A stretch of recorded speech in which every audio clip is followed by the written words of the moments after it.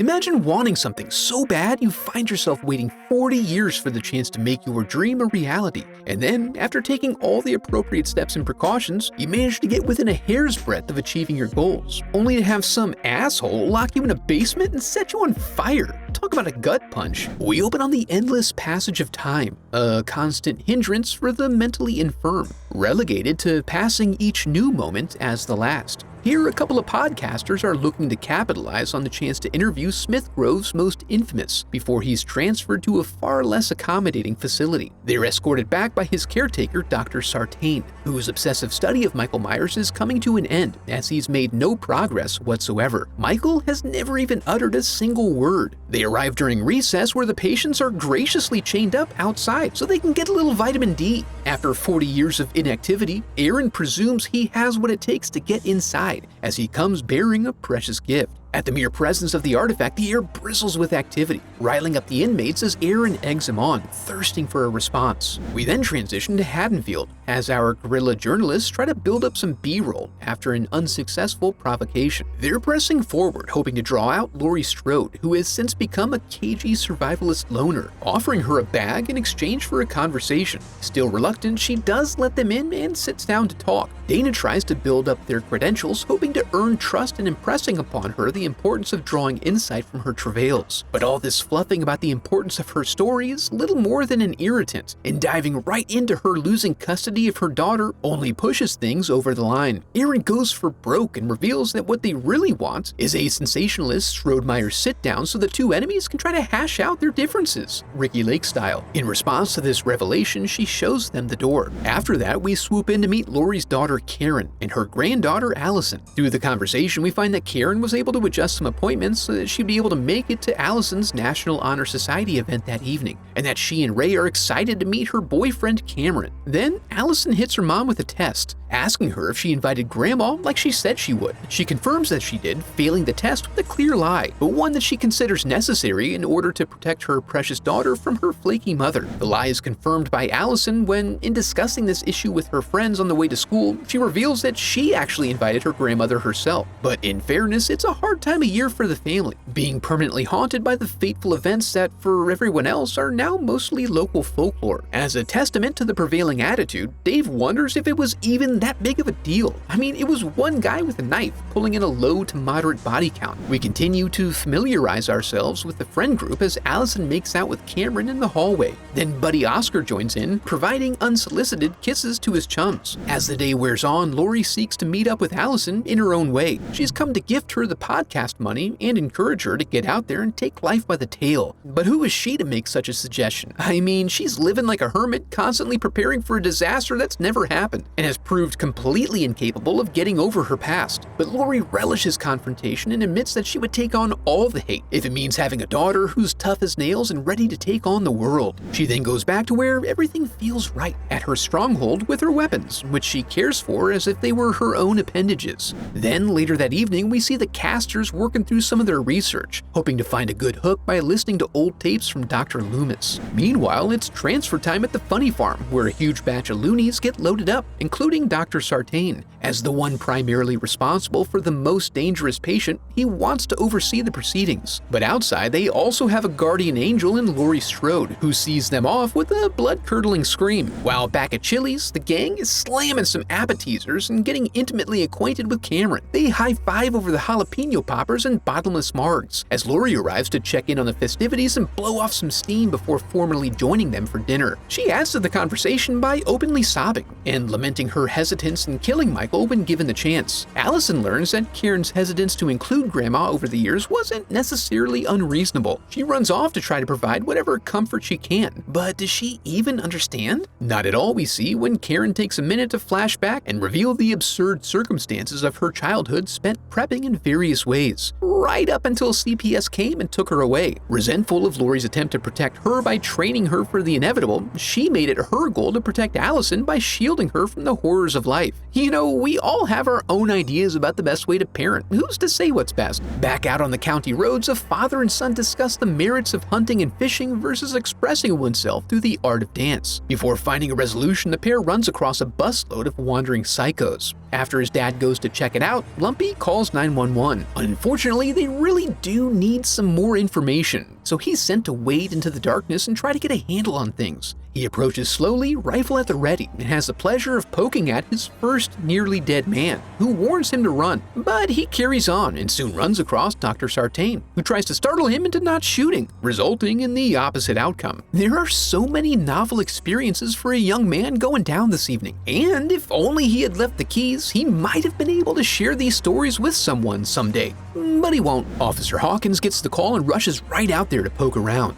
The party is mostly dispersed at this point, but he still takes it slow and steady, due to all the dead bodies. He finds the doctor at death's door, mostly concerned about whether he escaped.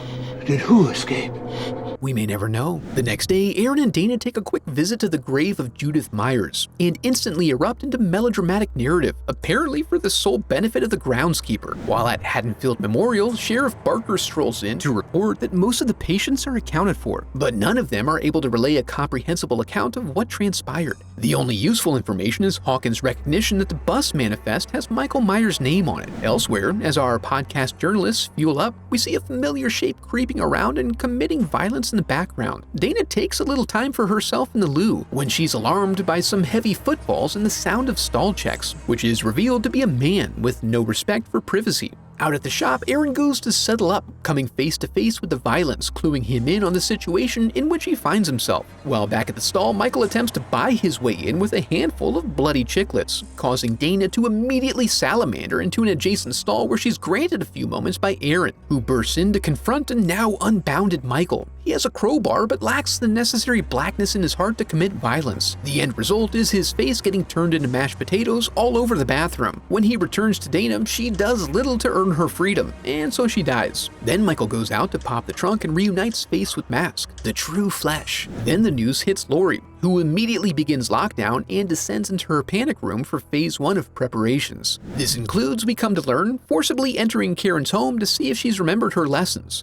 She has not, and so she's chastised for her laziness. Regardless, they brush off her massacre preparation warnings in favor of preparing dinner. Back at the station, the boys are just now catching up with the path of destruction. The gravity of the situation now confirmed. With the pieces in place, we now arrive in Haddonfield on Halloween. Michael makes a quick appearance before dipping out to find the secret candy. He glides on into the first house, and candy desires unfulfilled, he trades hammer for knife. On his way out, he ponders, what do babies think about? Before hitting the busy strip. His goal here is quite simple. Drop in and out of the shadows, finding potential victims and turning them into actual victims. At the dance, the special secret of the Bonnie and Clyde couple's costume is revealed to be a contravention of heterotypic gender norms.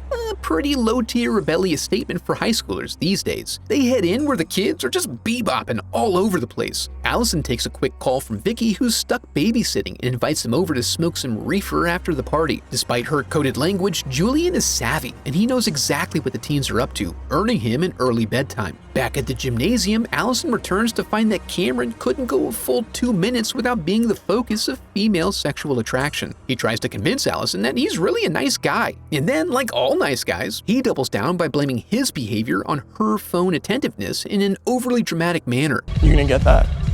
Or you want me to get it?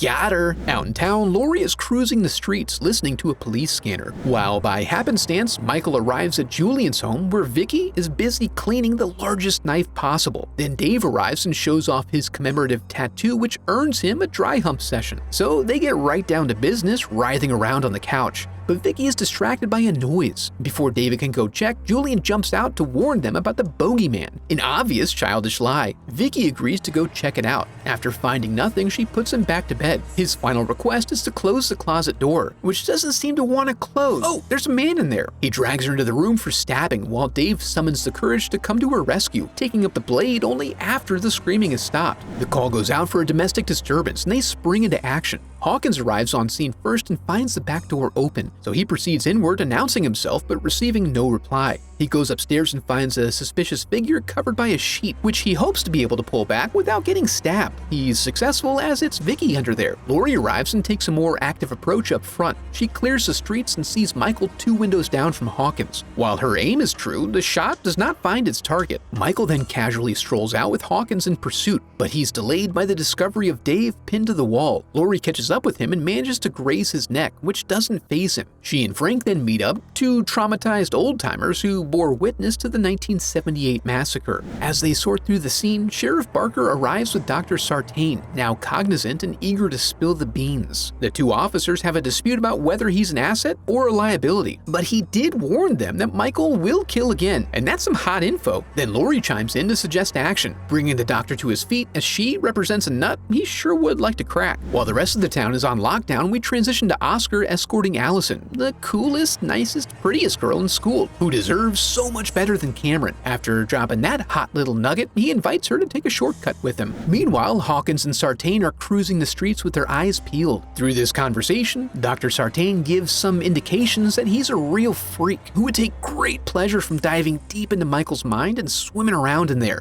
likely while naked. While they're out, they all pull up to Allison's house to drop a huge flaming bag of reality on her doorstep. In their attempts to reach her, we learn that the plan is to barricade themselves at Granny Strode's house. Back with the kids, we see Oscar's shortcut consisted of cutting across 1 yard, and that by Allison deserving better, he was referring to his mouth being on her mouth. Good guy Oscar then cowers in the face of rejection, groveling on the ground and unloading all his troubles into the uncaring darkness, which he believes to be occupied by the homeowner. But he soon finds out that it is not. Of course, after the stunt he pulled, Allison's not fallen for his silly games, so he dies screaming, stabbed in the back with his jaw impaled on a picket. That Allison believes in, catching her up now with the rest of us. And in an unusual twist, she manages to run screaming and actually find someone willing to administer assistance. Hawkins soon arrives and Sartain hops out to soak in all the first-hand Michael Myers experiences. As they head out to the Strode stronghold, Hawkins gets eyes on your boy and risks a full-on Ben Tramer fiasco in order to put an end to the terror. Unfortunately, Dr. Sartain takes his custodial responsibilities very seriously and intervenes to prevent the kill shot. In a shocking twist, he goes one step further, brandishing his trusty penknife and murdering Hawkins. Honestly, he's never felt closer with his patient. They may really be in a position to make some progress here. Then he loads him up with Allison and announces his hunch that Michael's compulsion to hunt Laurie is what keeps him alive. He further explains that he's really keen to hear Michael's husky voice whisper something into his ear.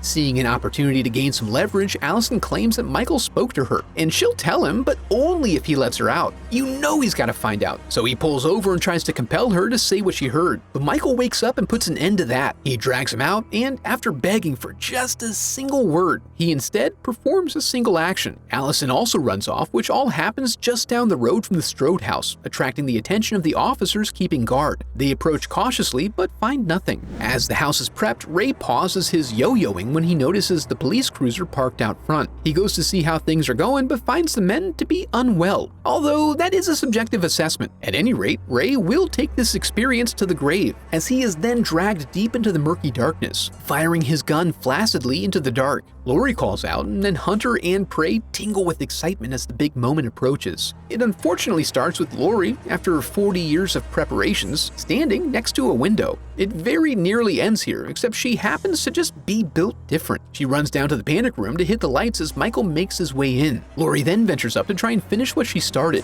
She works her way through room by room, clearing them and locking them down. She follows a blood trail that leads upstairs and eventually finds herself in the mannequin room, so who knows what's what. Sure enough, he pops out and guts her before tossing her over the balcony. He's distracted momentarily by Allison's arrival, allowing Laurie to disappear. Karen pops out real quick to hurry her downstairs, where they wait with bated breath as Michael puzzles through the situation. When he gets it, Karen goes to grab her old trusty, but when it comes down to it, she loses her resolve and calls out for Mommy to save her. Gotcha. Psych! Laurie does come out then and beans Michael, sending him rolling into the basement. As the ladies run out, Michael snags Karen's ankle. This gives Allison a chance to draw blood, an important rite of passage. We then learn that this stronghold that was presented as Laurie's prison was actually a trap for Michael. After he's captured, Laurie hits the gas and pilot lights. Then she tosses him a farewell road flare. But as the house violently erupts into flames, Michael seems nonplussed. Then the 3 survivors run out to the road and find help from a simple chicken farmer and ride off into the night. If that wasn't too much for you, be sure to check out this video next. Now that we're here, I want to congratulate you for making it to the end of the video and affirm that you are a very special person because of it. And if you enjoyed the video, I would love for you to become a part of the channel by subscribing. Thanks for watching.